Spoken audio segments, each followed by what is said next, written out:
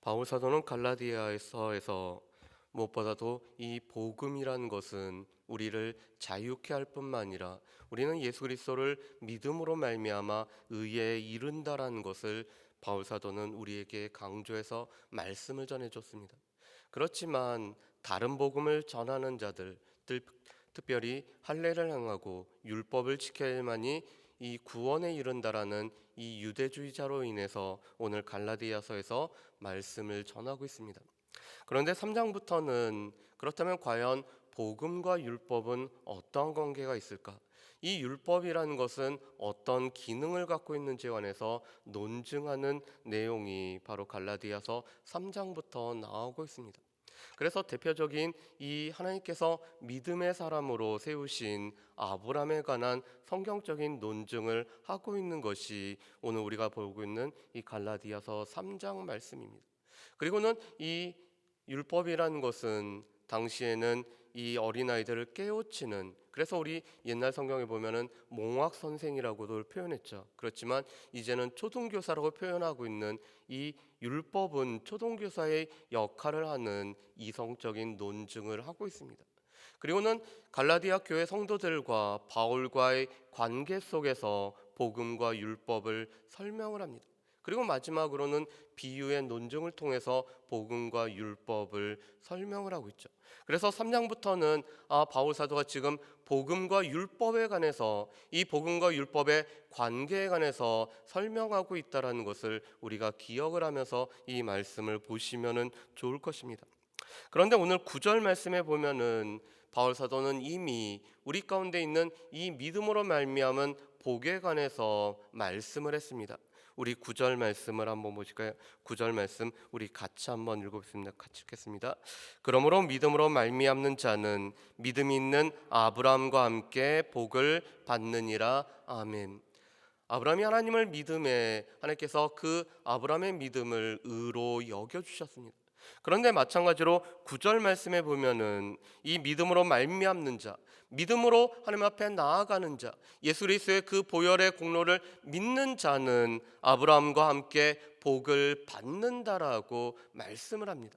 그리고 나서 10절 말씀부터 보면은 그렇지만 이 율법 아래 사는 사람들은 어떠한가? 그들은 저주 아래 있다라는 것이 오늘 10절부터의 바울의 논증입니다. 왜 그럴까요? 실은 이 율법에는 몇 가지 기능이 있기 때문에 그렇습니다.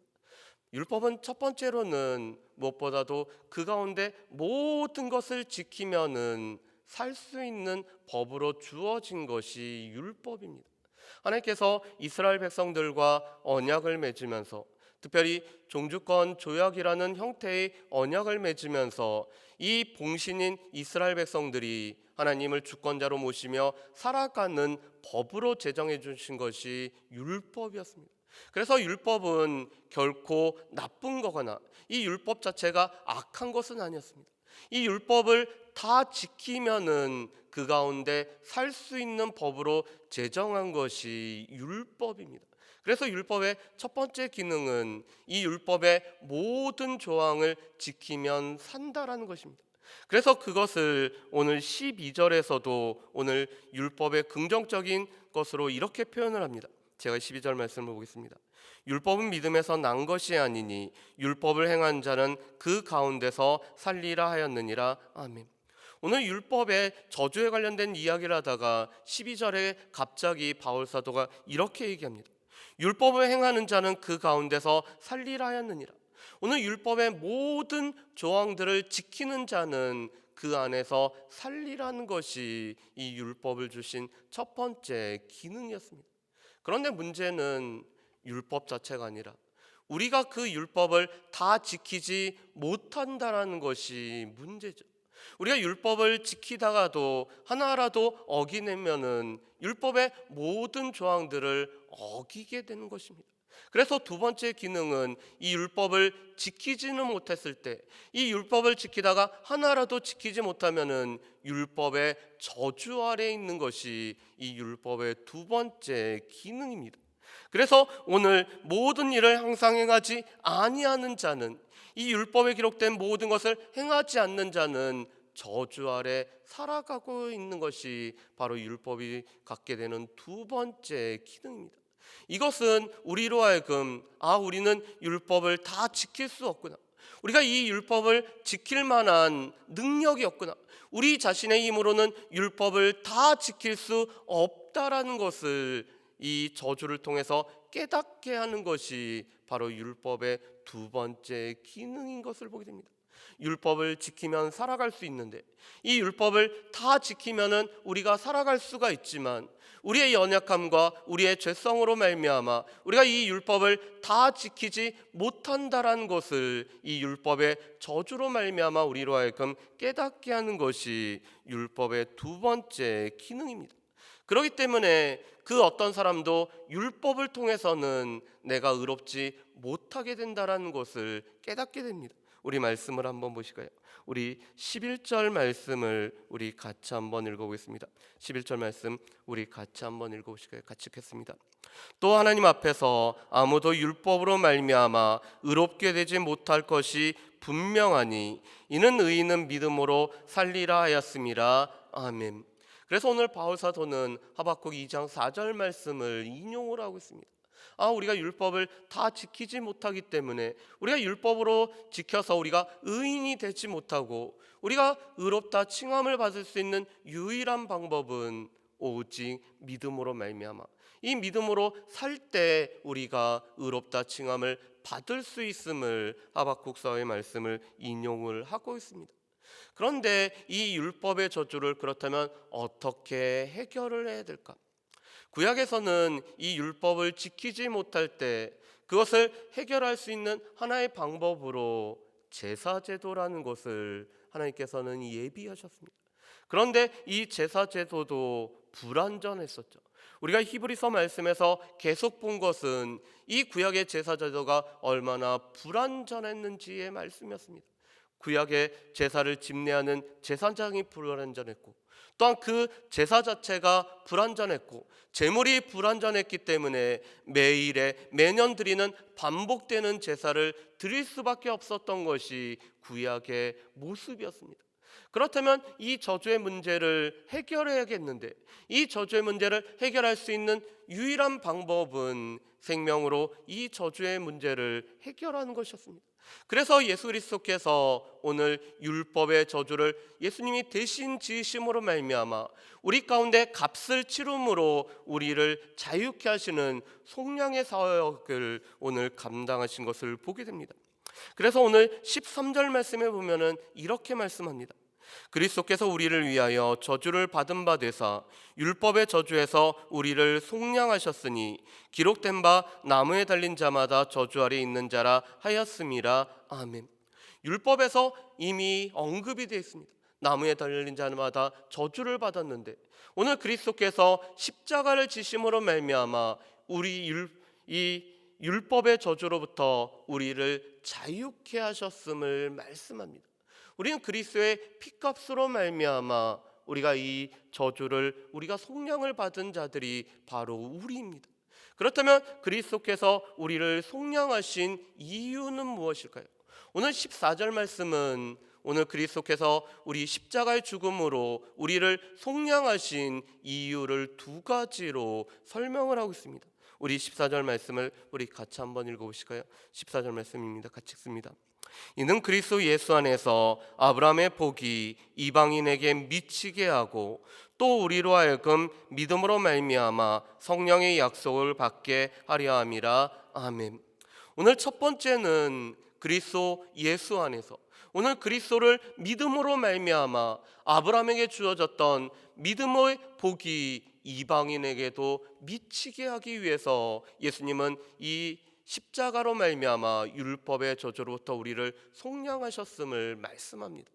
우리가 바로 믿음으로, 아브라함과 동일한 믿음으로 우리도 아브라함처럼 우리가 하나님의 약속의 자녀를 됨으로 말미암아 아브라함의 복이 우리의 복이 되게 하기 위해서 그리스도께서 오늘 십자가에서 율법의 저주를 속량하신 것을 말씀합니다. 두 번째로는 그런 우리에게 성령으로 말미암아 성령의 약속을 받게 하기 위해서 오늘 그리스도께서 속량하셨음을 말씀합니다. 이 성령의 약속은 성령께서 구속의 인침을 말씀합니다.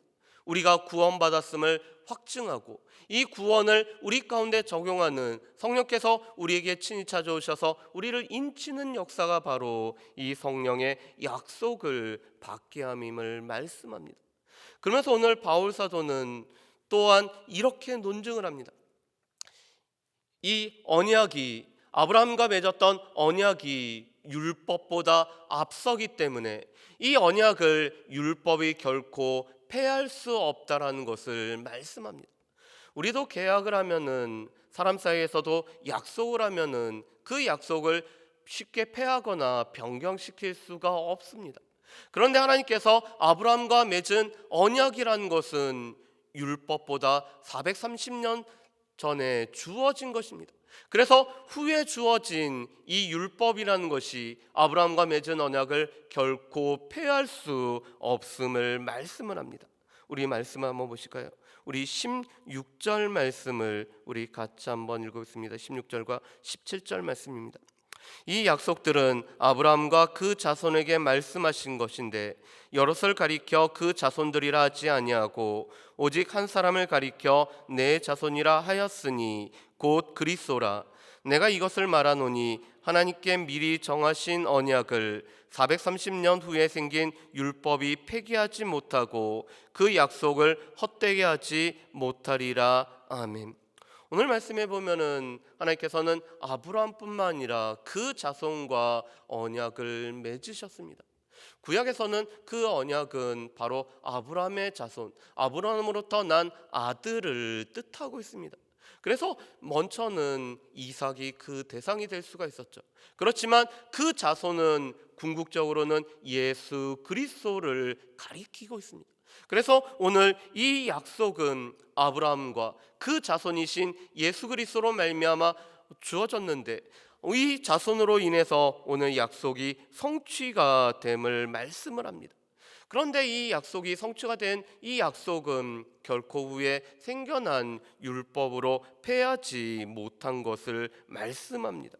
그렇다면 이 아브라함에게 미치는 복이란 것은 율법으로 말미암아 주어진 것이 아닌 하나님께서 아브라함과 맺었던 언약으로 오늘 주어진 것이고, 그 언약 관계에 들어가 있는 모든 백성에게는 아브라함에게 미치는 복이 동일하게 오늘 주어짐을 말씀하는 것이 오늘 18절까지의 말씀입니다.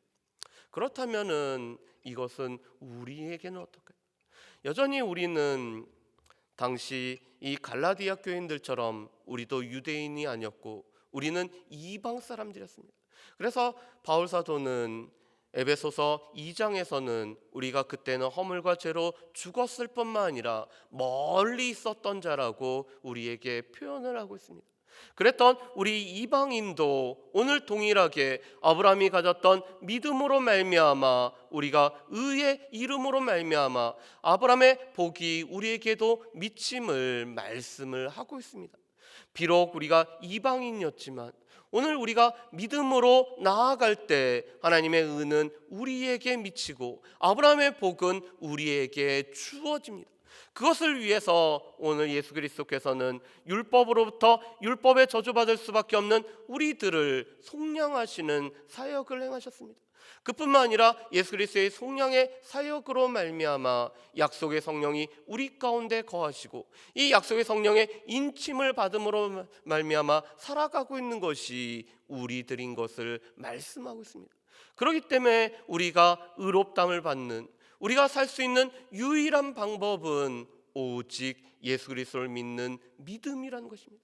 그래서 이 믿음 위에 결코 다른 복음도 없고 우리가 믿어야 될 유일한 복음은 우리를 위해서 이 율법의 마침이 되실 뿐만 아니라 율법의 저주로부터 우리를 속량하신 예수 그리스도의 그 보혈을 우리가 믿을 때 우리 또한 아브라함의 복을 함께 누리는 자가 된다라는 것입니다. 그렇기 때문에 우리는 믿음으로 늘 나아가야 됩니다. 우리는 믿음으로 산다라는 것들을 기억하며 우리가 믿음으로 하나님 앞에 나아갈 때 이 믿음으로 말미암아 주어지는 우리에게 미치는 복을 기억하면서 살아갈 수 있는 저 여러분들 되시기를 주의 이름으로 축복합니다. 기도하겠습니다. 사랑하는 풍성하신 아버지 하나님, 우리에게는 아브라함이 가졌던 믿음을 동일하게 가질 때 아브라함의 복이 우리에게 미칠 뿐만 아니라 또한 우리 가운데 약속의 성령이 오심으로 말미암아 우리 가운데 믿음으로 산다라는 것들을 계속적으로 말씀해 주심을 보게 됩니다. 주님 바라기는 우리의 삶에서 믿음으로 하나님 앞에 나아갈 뿐만 아니라 믿음으로 나아갈 때 아브라함에게 미치는 복이 우리 가운데도 주어질 뿐만 아니라 또한 약속의 성령으로 말미암아 늘 구원을 확신하며 살아갈 수 있는 모든 주의 백성들 될 수 있도록 주여 도와주옵소서. 하나님, 우리 가운데는 다른 복음이 없음을 기억하게 해주셨고 오직 믿음이라는 이 믿음으로 우리가 자유케 됨을 늘 기억하며 살아가는 주의 백성들 되기를 소망하오며 감사드렸고 예수님의 이름으로 기도합니다. 아멘.